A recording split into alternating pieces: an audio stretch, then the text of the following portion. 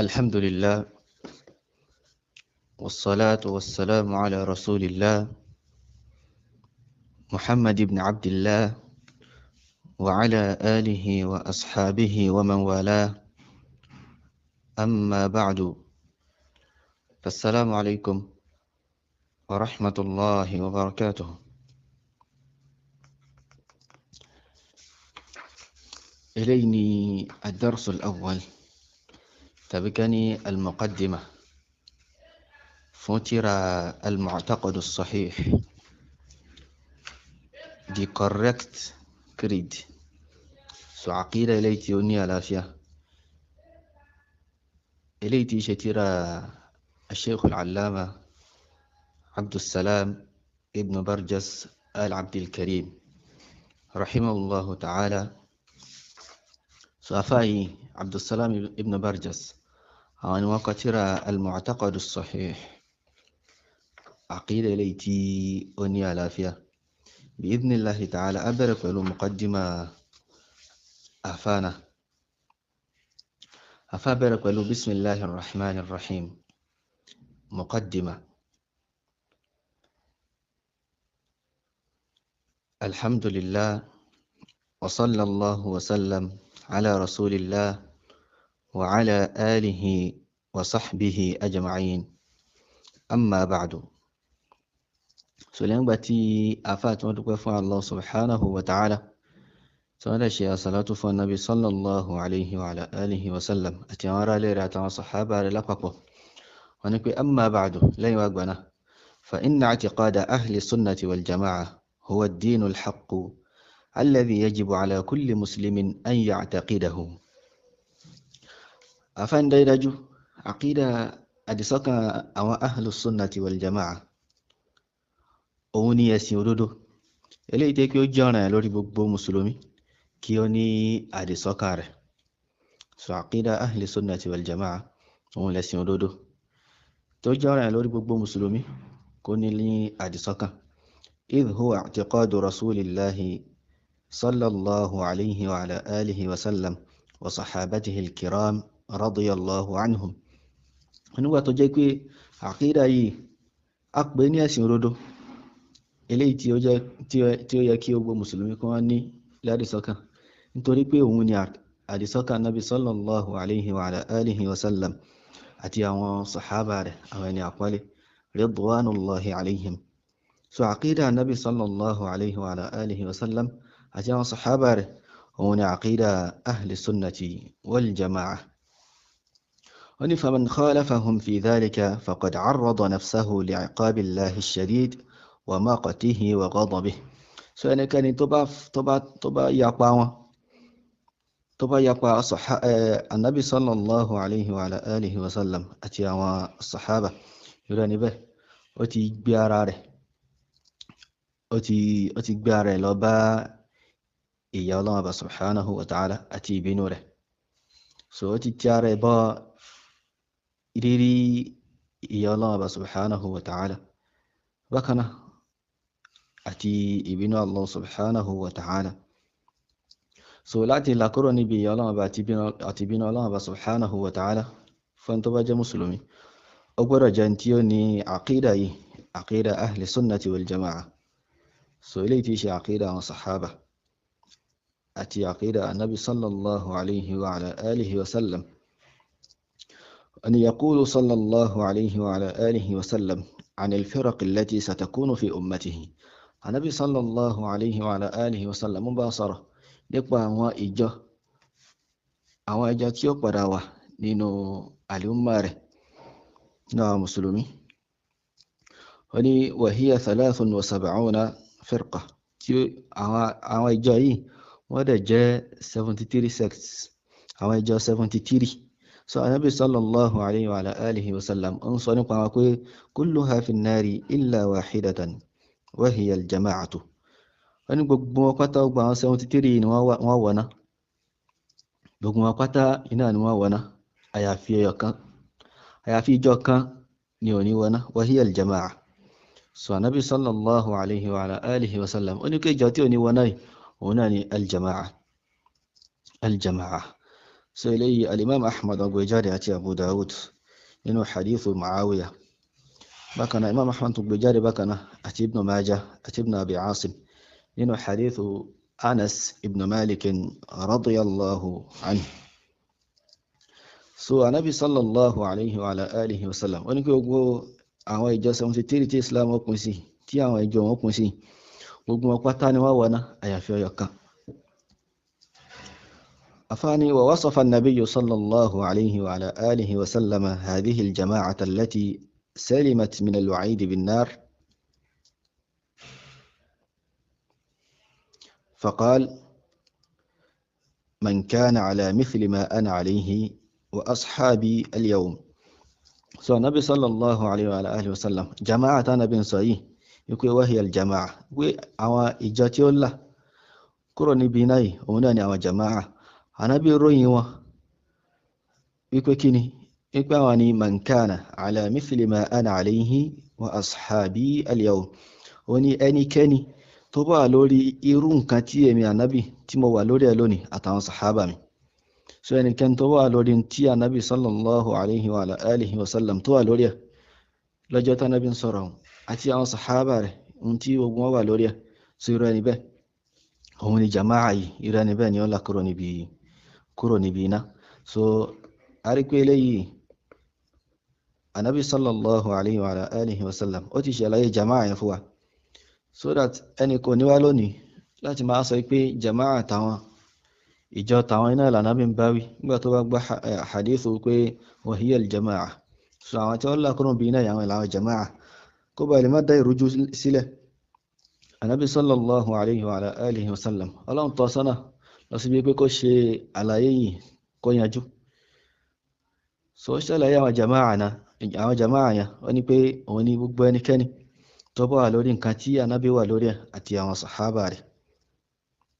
So إلي الإمام الآجري رحمه الله تعالى أقبل إنه كتاب الشريعة تأتي عبد الله ابن عمرو وكان الطبراني في الصغير والأوسط إنه حديث أنس ابن مالك رضي الله عنهم أجمعين.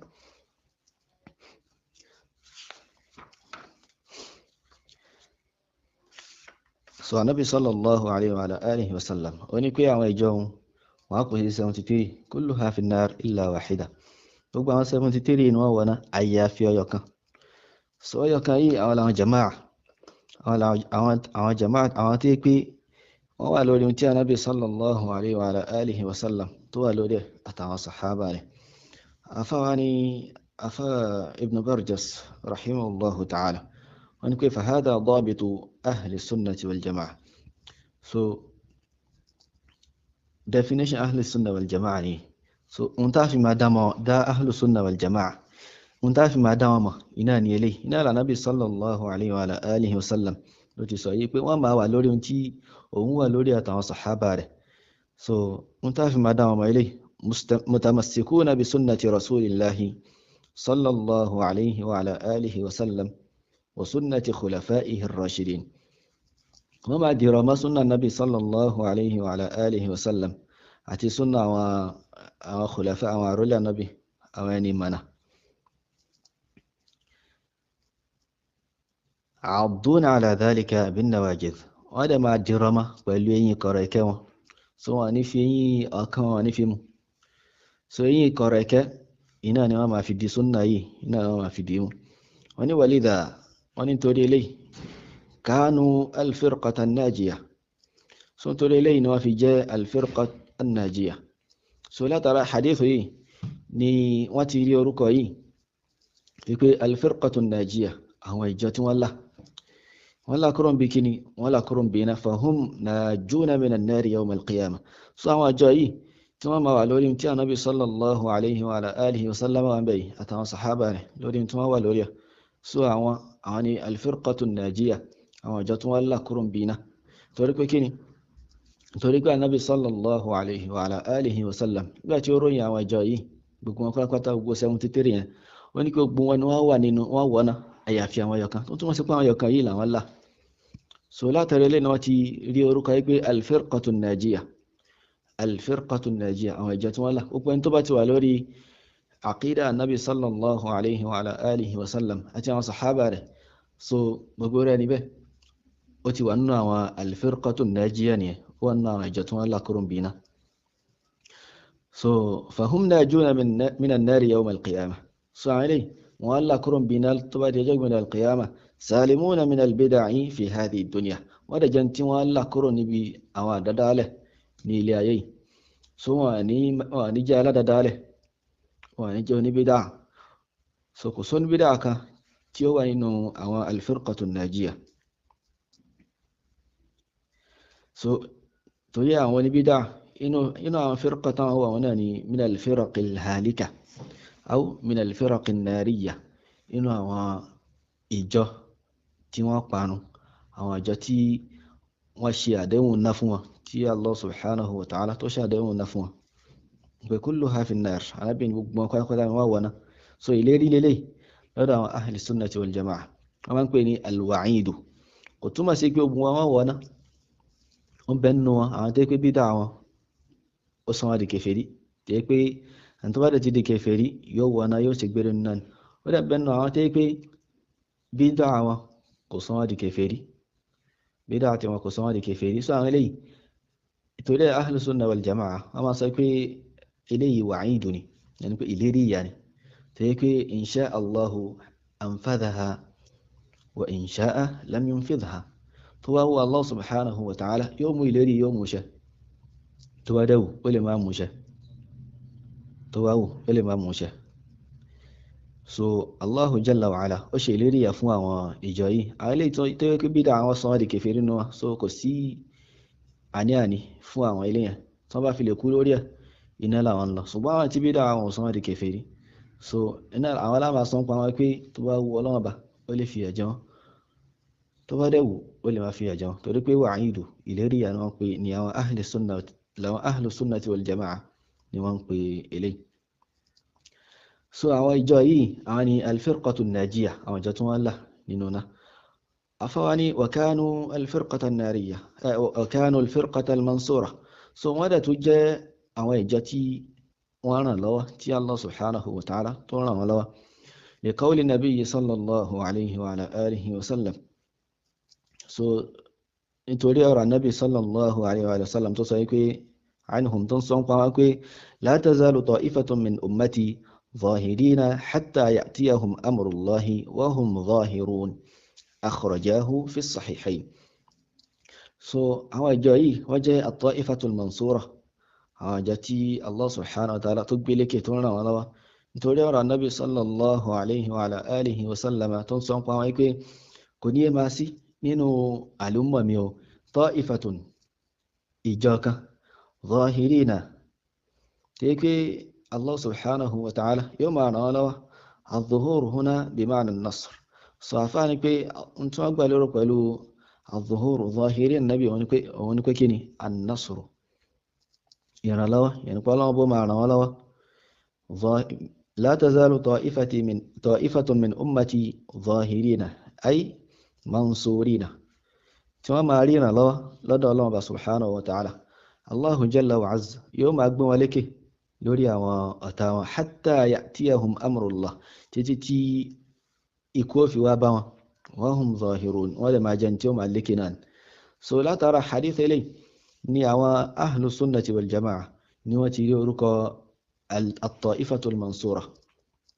So àwọn máa gbọ́ lóríṣiríṣi wípé at-ta'ifatul mansura, al-firqatul najiyya wa at-ta'ifatul mansura, wípé àwọn ahlu sunnati wal jama'a náà ni wọ́n jẹ́ bẹ́ẹ̀. So ìkankan náà ni ó gba àwọn orúkọ yìí, àti ahlu sunna wal jama'a, àti at-ta'ifatul mansura, àti al-firqatul najiyya.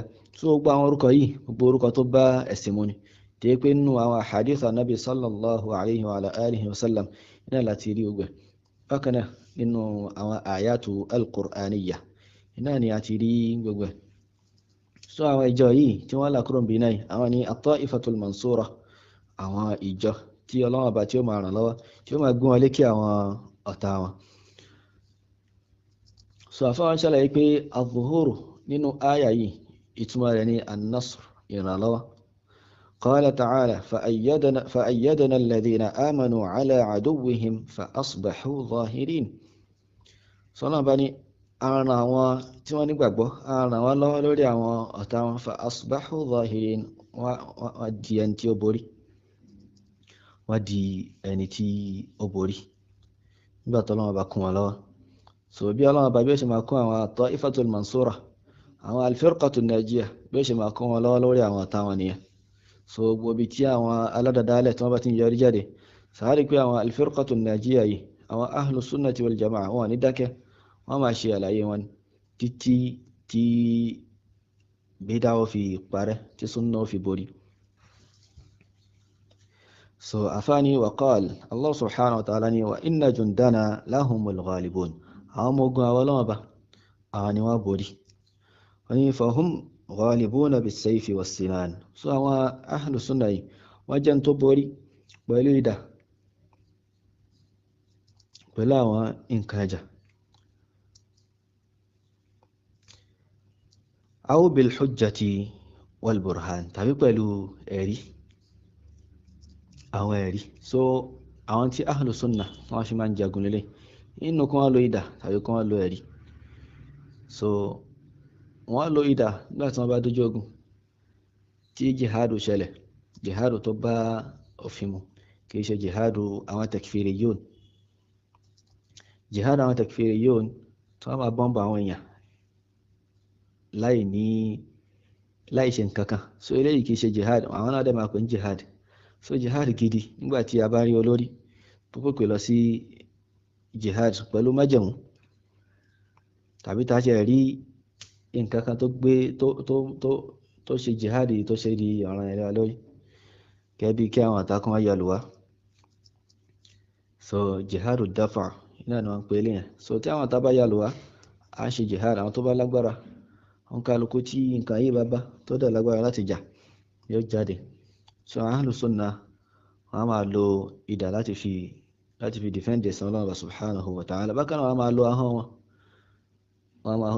wọn pẹ̀lú pé máa mú ẹ̀rí wá máa ṣàlàyé ẹ̀sìn fún àwọn èèyàn máa ṣe ìdọ́rọ̀ padà fún àwọn tí wọ́n bá gúnrí kúrò ní orí ẹ̀sìn òdodo so afáwa ni wa hum firqatun wahidatun la tata'addad sáwọn ahlu sunnah yìí ìjọ kan náà ni wọ́n kò pín yẹlẹyẹlẹ wọ́n ní wa lihadha summu bil jama'a tó délé wọ́n fi pín wọ́n ní jama'a wọ́n fi sọ wọ́n ní al-jama'a torí pé jama'a nǹkan tí ó tó kó papọ̀ ní tó kó jọ ni kìí ṣe nǹkan tí ó pín yẹlẹyẹlẹ kìí ṣe jama'at jama'a iná ni wọ́n ìjọ kan iná ni wọ́n qala ta'ala Allah subhanahu wa ta'ala ni famadha ba'da al-haqqi illa ad-dalal kí ni nǹkan tó tó wà lẹ́yìn òdodo bí kìí ṣe ànù so òdodo ọyọ kan náà ni ànù òun ló pín yẹlẹyẹlẹ afawani walaysa lahum ismun yu'rafuna bihi siwa al-islami was-sunnah so àwọn ahlu sunnah yìí wọ́n lórúkọ kan tí wọ́n fi máa ń mọ̀ wọ́n tí wọ́n fi máa ń dá wọn mọ̀ bí kí tó tayọ islam àti sunnah wa ma dalla alayhima min al-alfaz àti àwọn kan tó bá tún tọ́ka sí orúkọ méjèèjì yìí nínú àwọn gbólóhùn gẹ́gẹ́ bí al-firqatul najiyah at-ta'ifatul mansura àti bẹ́ẹ̀ bẹ́ẹ̀ lọ nínú àwọn orúkọ ahlul hadith wal athar àti bẹ́ẹ̀ bẹ́ẹ̀ lọ قال الإمام مالك رحمه الله الإمام مالك إمام دار الهجرة وصيب أهل السنة أو أهل السنة ليس لهم لقب يعرفون به واني لقب كواني أقوجا كابين أجيجا سواء في الدام لا جهمي وإيش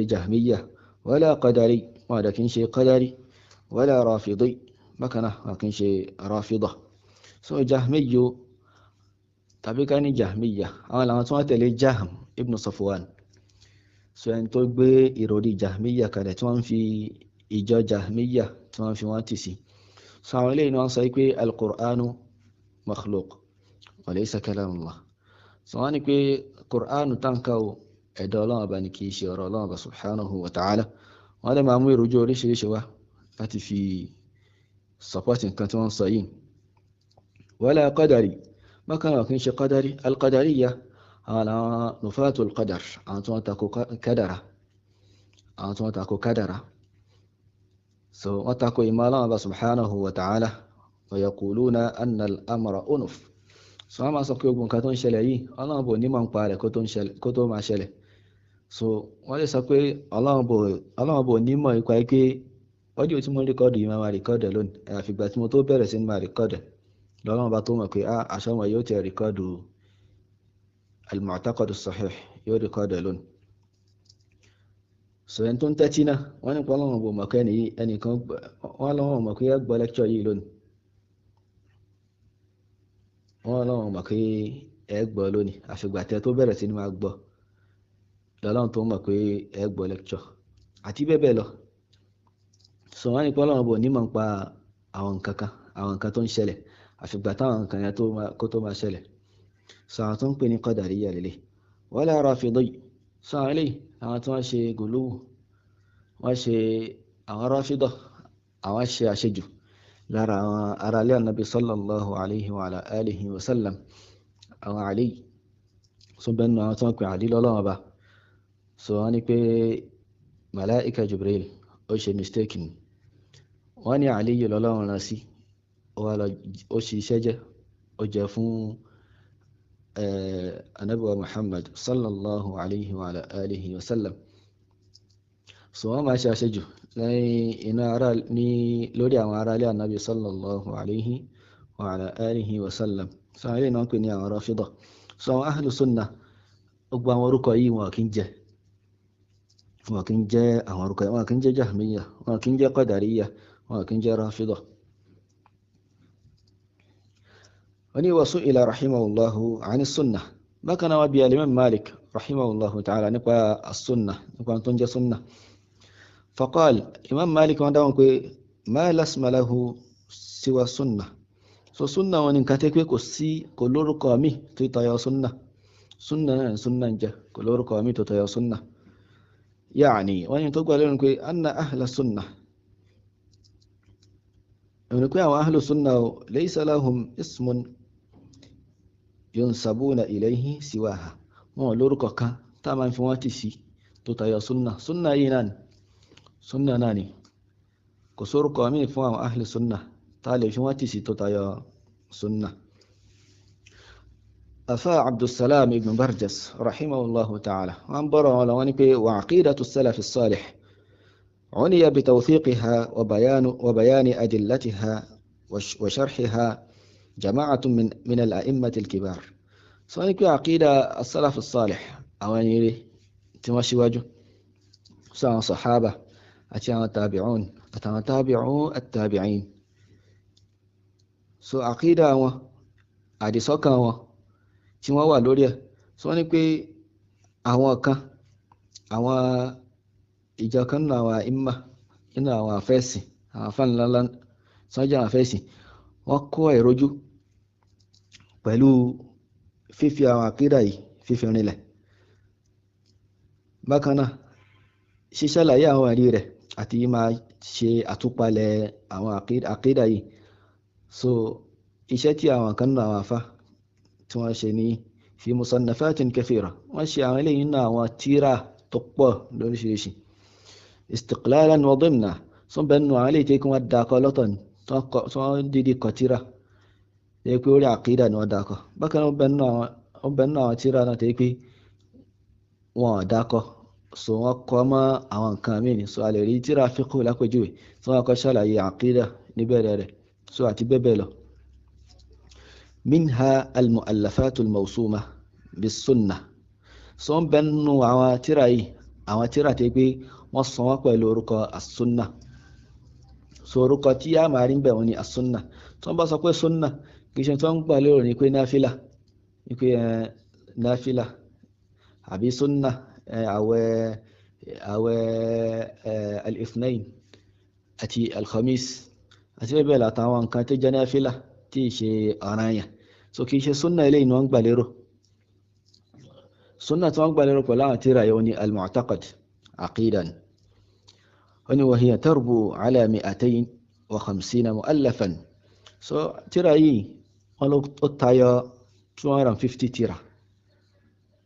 So ó tayọ 250 minha wọ́n nínú àwọn tírà yìí wọn náà ni as-sunnah. So afáfẹ́ ṣàlàyé wọ́n fẹ́ dárúkọ àwọn tírà yìí fún wa tí pé àwọn tírà tí pé èèyàn gbọ́dọ̀ kọ́ ìrojú pẹ̀lú rírà ni bákan náà pẹ̀lú kíkà kí a bá lè gbọ́ àkídà àwọn ahli sunnati wal jama'a, kí a bá lè gbọ́ ayé àkídà nabi sallallahu alayhi wa ala alihi wa sallam.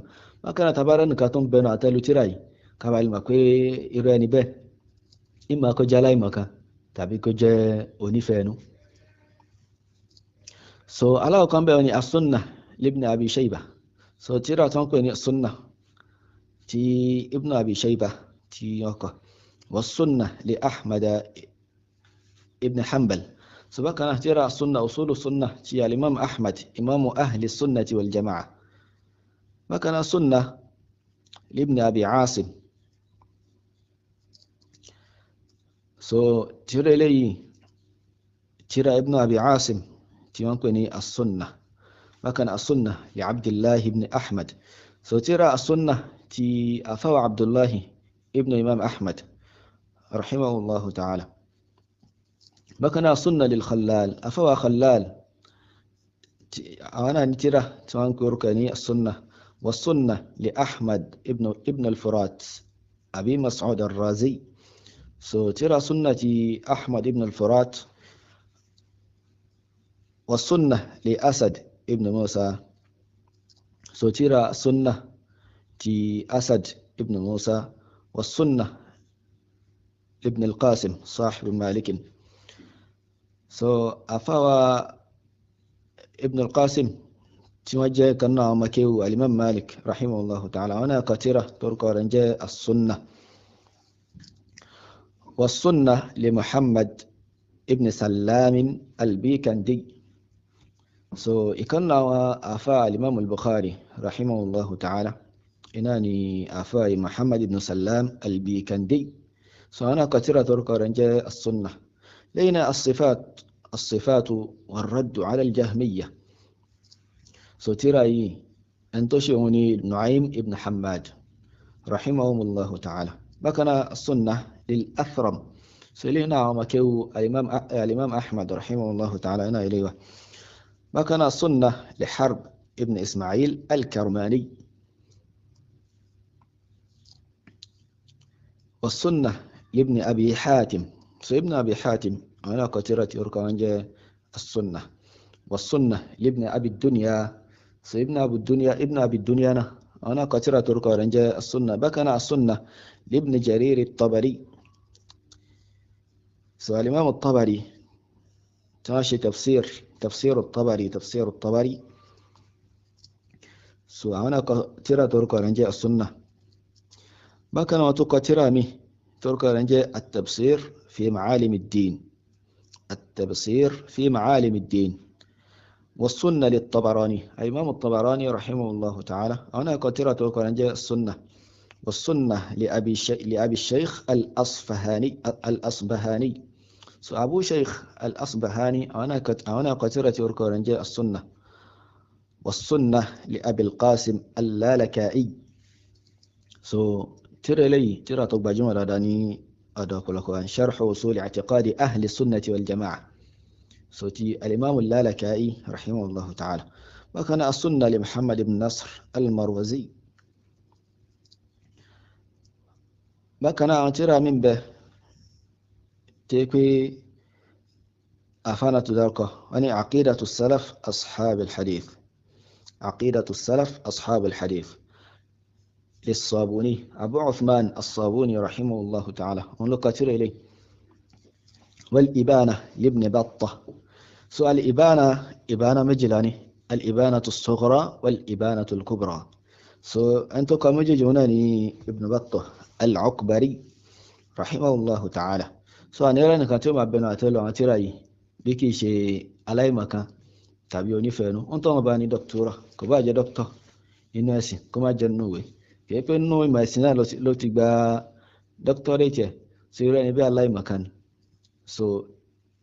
إنه كجا علي مكان تابي كجوني فينو يفينو تركوا فتاكو عقيدة وسلف عقيدة النبي صلى الله عليه وعلى آله وسلم.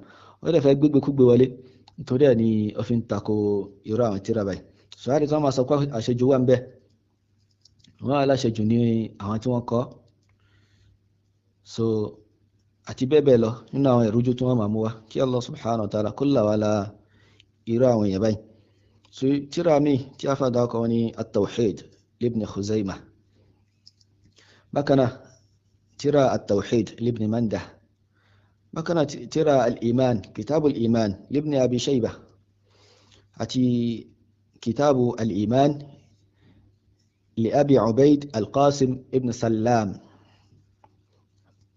bákan náà sharh as-Sunnah lil-Muzani صاحب الشافعي صنع مكيو الإمام الشافعي رحمه الله تعالى إنني الإمام المزني توقع شرح السنة بكنا وشرح مذاهب أهل السنة سئلي ابن شاهين لك والسنة المسمى بالحجة في بيان المحجة وشرح عقيدة أهل السنة ترى تنقني الحجة في بيان المحجة وشرح عقيدة أهل السنة لقوام الدين أو لقوام السنة أبي القاسم التيمي الأصبهاني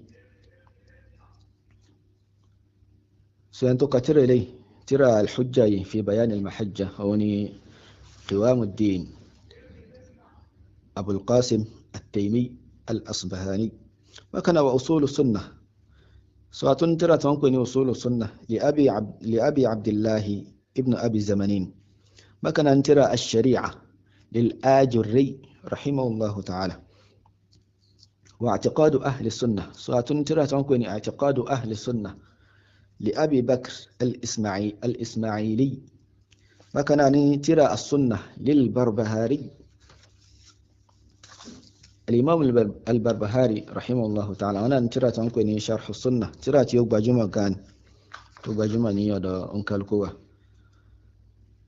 والإيمان لابن منده والإيمان للعدني والعرش لمحمد بن أبي شيبة وكان القدر تي ابن وهب وكان القدر لأبي داود وكان كتاب الرؤيا والصفات والنزول للدار قطني ترى تنقني الرؤيا وكان الصفات أتي النزول تي الإمام الدار قطني رحمه الله تعالى وكان رسالة السجزي إلى أهل زبيد رسالة السجزي لأبي نصر السجزي لأهل زبيد إلى أهل زبيد وقترا كان لي أنا تقول أترى تدارك عقيدة أهل السنة والجماعة وشلا ينبه عقيدة وصحابة تي أمبوكاتا لا تجكنا الفرقة الناجية إنما يجاتوا الله تنبي شلا يكون الله كروني بإنا بكنا ترى جواب أهل دمشق في الصفات جواب أهل دمشق في الصفات سينتوش إليه وني الخطيب البغدادي رحمه الله تعالى وكان السنة لأبي أحمد الأصبهاني المعروف بالعسال ترى السنة أبي أحمد الأصبهاني أنت يبجمع قالوا العسال وكانت ترى السنة ليعقوب الفسوي وكان السنة للقصاب وأصول السنة لأبي بكر عبد الله ابن الزبير الحميدي أصول السنة للحميدي وش باجمان يقول أصول السنة الحميدي سولينا باجمان هذا وكان ترى السنة تي أفا حنبل ابن إسحاق وكان ترى الأصول لأبي عمرو الطلمنكي الأصول لأبي عمرو الطلمنكي أفواني وغيرها كثير أتمنى تيجي تسيا ملي إنه أتمنى تيجي بغان لوري شريشي سؤال كافاسا نبالك أتمنى يجو 250 لا so ju 250 lọ so díẹ̀ náà ni wọ́n kà ń bẹ̀ yìí tẹ́ pé tí akẹ́kọ̀ọ́ tí mùsùlùmí tó bá jókòó tí àwọn tírà yìí tó ń kọ tó dẹ̀ gbọ́ yé dáadáa pẹ̀lú ògo Allah subhanahu wa ta'ala irú ẹni báyìí yóò là kúrò níbi ìfẹ́nu yóò là kúrò níbi àwọn àdádálẹ̀ يولا جكنا والفرقة الناجية أو جتوا الله إن شاء الله تعالى. أفاني وهكذا كتب من جاء بعد هؤلاء من أهل السنة وإن بكنا أواتيرا أواتواليا وإليه يكون أنا جكنا أهل السنة سوتيرا وانا وسلا عقيدة أهل السنة والجماعة به وإن كتب ابن عبد البر سجابي أواتيرا ابن عبد البر المالكي رحمه الله تعالى وعبد الغني المقدسي هتترى أفا عبد الغني المقدسي بكنا وابن قدامة المقدسي أتاترى ابن قدامة المقدسنا وابن تيمية أتي أفا ابن تيمية الحراني الحفيد رحمه الله تعالى وابن القيم أتاترى ابن القيم ترجم كيو أفا ابن تيمية والذهبي أتي أفا الذهبي وابن كثير أتي أفا ابن كثير تيا متى تعيه ابن القيم أتي الذهبي أتي ابن كثير ترجم كيو أفا ابن تيمية رحمه الله تعالى. أفاني ومحمد ابن عبد الوهاب أتاترى أفا شيخ الإسلام المجدد محمد ابن عبد الوهاب رحمه الله تعالى أتاترى تيوانا جابي الأصول الثلاثة كشف الشبهات ثلاثة الأصول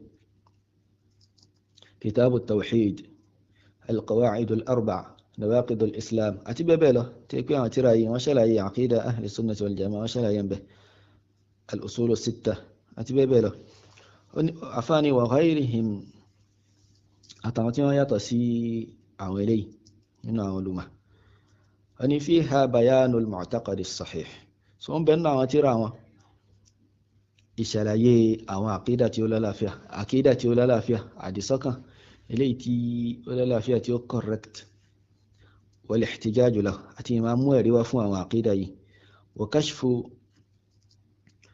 شبهات أهل الأهواء بكنا ما شي سولوجو كروني ما شي سولوجو àwọn ìrújú àwọn onífẹ̀ẹ́nu so ìrújú táwọn onífẹ̀ẹ́nu ń gbé wá tí wọ́n ń dá sílẹ̀ sínú ẹ̀sìn sáwọn afáyà wọ́n ti ṣàlàyé ẹ̀ wọ́n ti ṣí aṣọ lójú ogbẹ̀ wọ́n ti ṣàlàyé yékéyéké sínú àwọn tírà yìí afáwa ni wa nahnu nadhkuru jumalan min i'tiqadi ahulahi as-safwa so wọ́n ní pé àwa ò nínú tírà al-mu'taqad as-sahih yìí a mẹ́ńṣà díẹ̀ nínú àìtíkọ́dù àwọn ẹni yìí àwọn ẹni rẹ̀ tí wọ́n síwájú yìí so a mention nínú tírà yìí ala wajhi al-ikhtisar so in summary ni kìí pé a mention ní ṣókí